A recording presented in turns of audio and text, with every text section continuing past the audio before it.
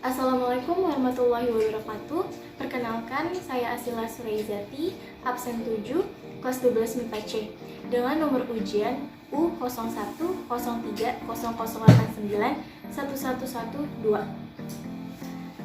Sel volta adalah bagian dari sel elektrokimia yang di dalamnya terjadi reaksi redoks spontan yang menghasilkan listrik. Reaksi kimia sangat sering terjadi dalam kehidupan sehari-hari, mulai dari pemakaian baterai dan yang lainnya.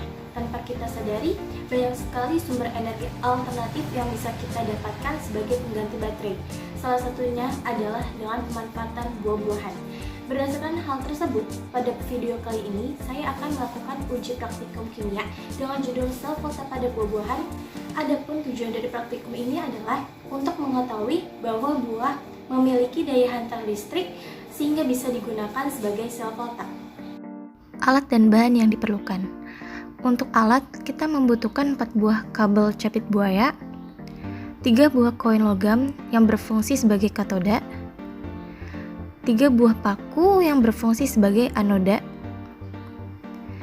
dan kita juga membutuhkan lampu LED dioda, dan 1 buah pisau yang berfungsi untuk membuat sayatan pada buah.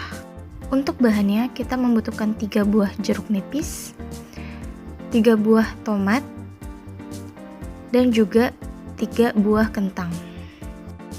Langkah kerja. Langkah pertama, buatlah sayatan pada ketiga jeruk nipis.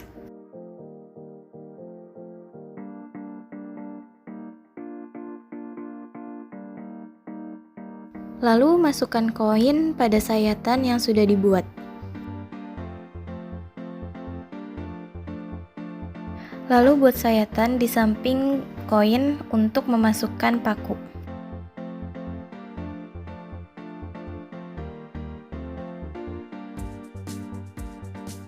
Sambungkan koin dan paku pada jeruk nipis yang lain menggunakan kabel yang sudah dililitkan dengan jepit buaya. Warna hitam disambungkan ke koin sebagai katoda, sedangkan warna merah disambungkan ke paku sebagai anoda.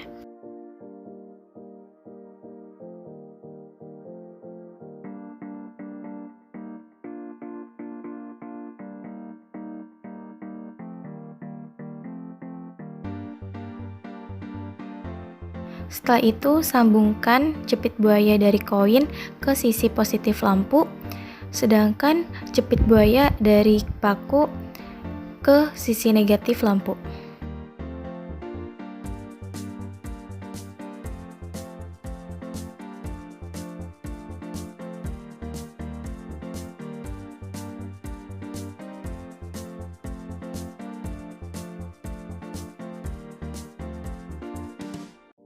Dan hasilnya lampu LED menyala. Menyalanya lampu menandakan bahwa jeruk nipis berhasil menghantarkan listrik.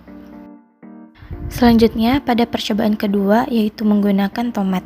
Langkah kerjanya sama seperti percobaan jeruk nipis, yaitu membuat sayatan pada ketiga buah tomat untuk memasukkan koin,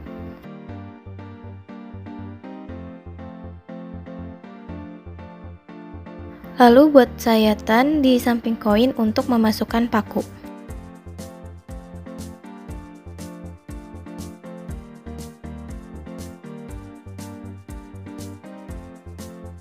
Sambungkan paku dan koin yang sudah ditancapkan menggunakan kabel yang sudah dililitkan jepit buaya, sama seperti percobaan pada jeruk nipis.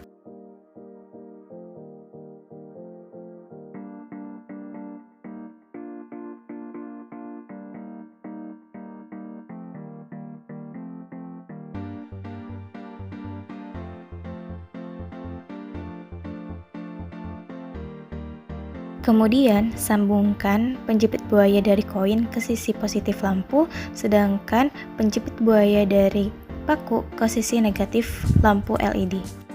Dan lampu LED menyala, yang berarti tomat juga berhasil menghantarkan listrik. Percobaan ketiga, yaitu menggunakan kentang. Sama seperti pada percobaan tomat dan jeruk nipis, pertama, buatlah sayatan pada ketiga kentang untuk memasukkan koin.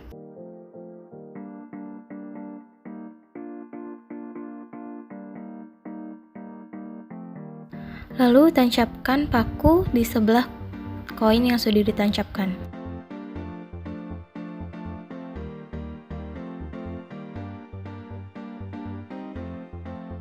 Kemudian pasangkan kabel ke paku dan koin sama seperti percobaan tomat dan jeruk nipis.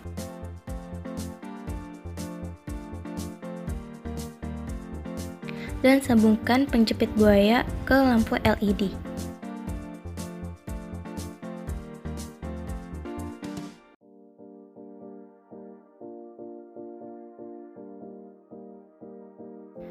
Dan hasilnya lampu LED juga menyala, yang berarti kentang juga berhasil menghantarkan listrik.